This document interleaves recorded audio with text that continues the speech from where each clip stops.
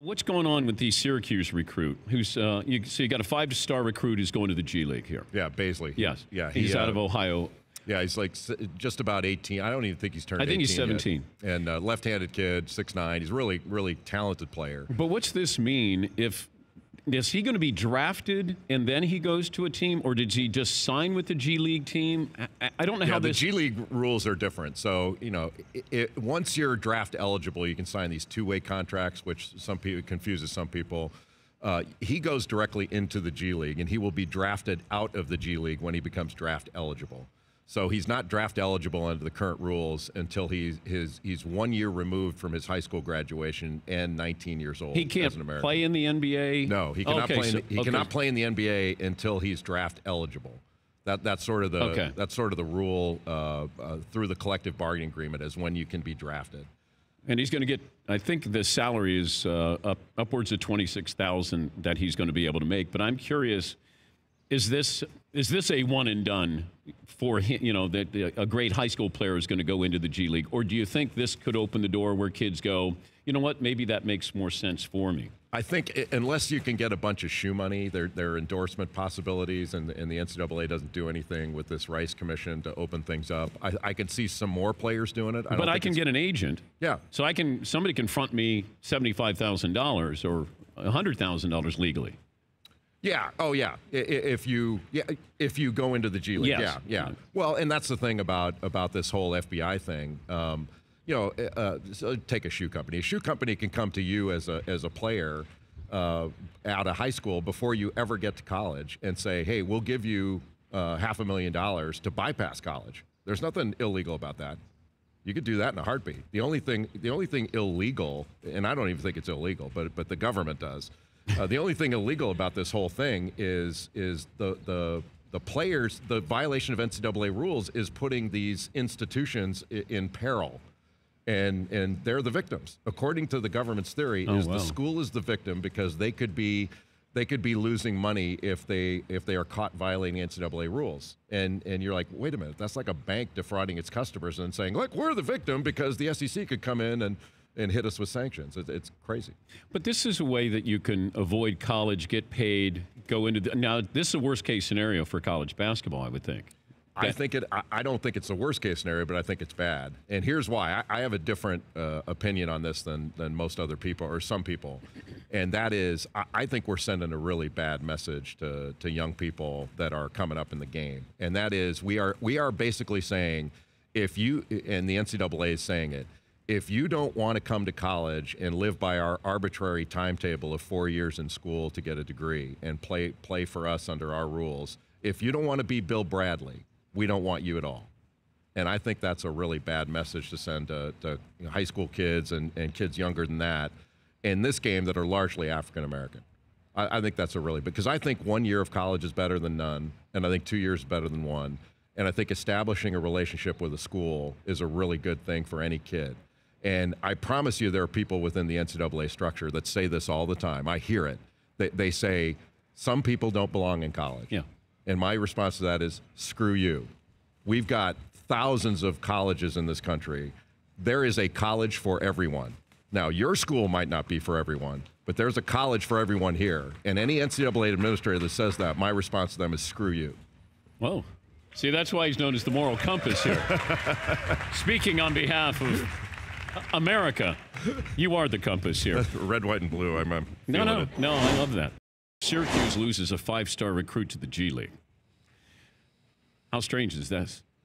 Well, I think that if we lose the ability for the pathway to the NBA to go through the college campuses, we've really lost something. I can tell you back years ago when there was Proposition 48. Remember when the academic rules changed? Yeah. I was right there with John Thompson and John Chaney saying, you know what? It is going to catch a group of student athletes in such a way that it's not fair. And they were right. But guess what happened? Everybody caught up. Parents were going into their junior high schools and middle schools and said, listen, my son is going to be taking algebra as a 9th grader. He is going to be a qualifier. And so everybody kind of caught up with the academic rules. We're better off with the college scholarships. Intercollegiate scholarship has done as much to diversify our country as anything. And so I don't want kids in 8th grade or 9th grade thinking that they're all going to go to the NBA because they're not going to take freshman algebra. And they're not going to work to get into college. And even though those guys are in college for 1 year or 2 years, they still got a home. They can still go back. And I believe they're better off for having gone into the college game first. Yeah, I'm okay with the one and done. I would hope that if you want to come out after high school, then be able to come out after high school. You know, it's a risk for you. It's a risk for the NBA team. And hopefully, you know, you have kids who understand the value of college. And, you know, even if you accidentally get a 1-year education, that's one more than you were going to get. But I don't want to hold that against you. If Zion Williamson, I would think, could come out right now and play. Would you say that's fair? Well, I think R.J. Barrett could. I don't know whether Zion could, but I agree. Yes, it's fair. It's fair. He possibly could. And there's probably, what, how many kids do you think, current high school seniors, could play in the NBA? I would say, drafted? I would say, let's say from last year, I would say there are 5 kids on average every year that potentially come out. But, Dan, here's the problem. If 5 kids think they can come out, 55 think are going to try to come out. And that's what the problem. Look, I agree with you that if they're good enough, you should be able to go. And you know, you remember when Bam Adebayo and those guys lost on the way to the Final Four a year ago, and those kids were in the locker room in tears. Yeah. Okay, they cared. They wanted to get to the Final Four, win the national championship for Kentucky. Those kids are forever going to be part of Kentucky basketball history.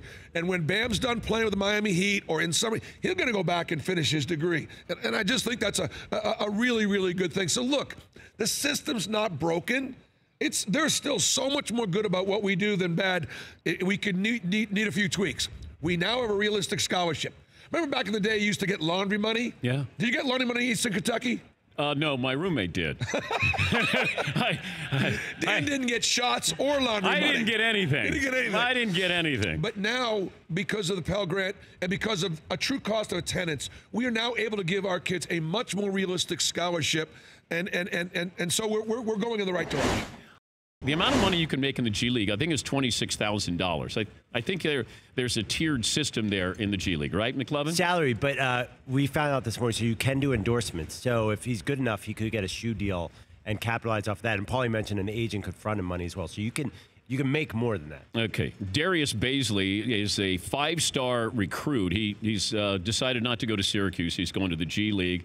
You can get an agent there, but then you get drafted the following year. So he's going into the G League, and then after that, he'll be eligible for the draft. Yes, Eden. I don't understand that part of it. You can go into the G League, and then you get drafted after. Yeah. It feels backwards or something. And he can't be brought up to the NBA either. So he's there in the developmental league, whereas other guys who sign contracts, who get drafted or don't get drafted, free agents, they can get called up by teams. Yes, yes, Paul. If you guys are 18 and you're a top 20 high school player, would you go to the G League and make almost... Let's say this kid's gonna make $100,000 with everything this year, or go to college and get 1 year of very low-end education, very first-year general education, and then have no money.